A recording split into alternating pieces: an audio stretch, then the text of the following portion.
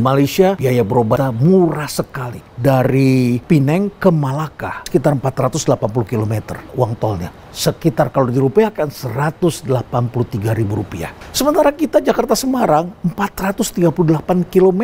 Ternyata biayanya itu adalah mendekati Rp500.000. Apa yang terjadi dengan negeri kita?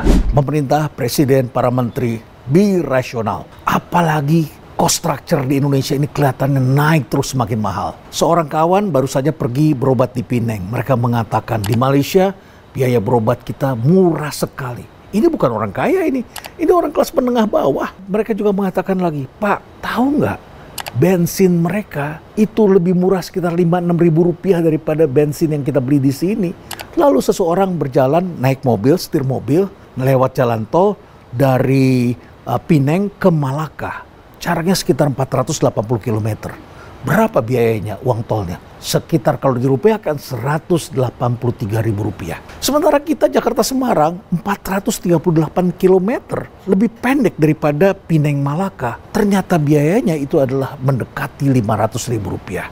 Apa yang terjadi dengan negeri kita? Para menteri jangan tertidur. Pekerjaan Anda bukanlah membangun impresi bahwa Anda adalah menteri. Anda adalah orang yang harus mengatasi masalah.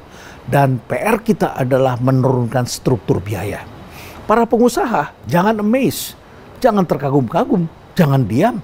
Lakukan terobosan-terobosan.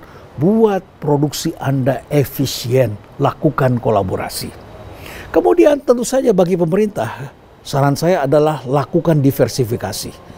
Jadi kalau tahun 1980, 70% ekspor Indonesia adalah migas, non-migasnya 30%, maka kali ini kita saksikan ekspor negara-negara ASEAN 60% diantaranya adalah ke Tiongkok. Sehingga Tiongkok bisa mendikte harga kita.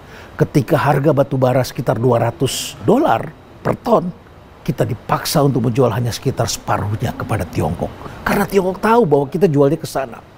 Oleh karena itu maka kita harus menjajaki pasar baru seperti Pakistan, Rusia, dan negara-negara Afrika. Jangan malu, jangan menahan diri, segera berangkat ke sana dan buka market di sana dan cari kesempatan lebih baik.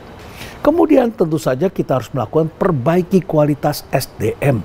Bukankah saat ini kita menyaksikan bahwa pendidikan masyarakat kita dalam dunia kerja itu sangat rendah? Sekitar 40% pendidikan SD. Ini adalah PR besar. Kenapa banyak orang tidak menyelesaikan pendidikan SD?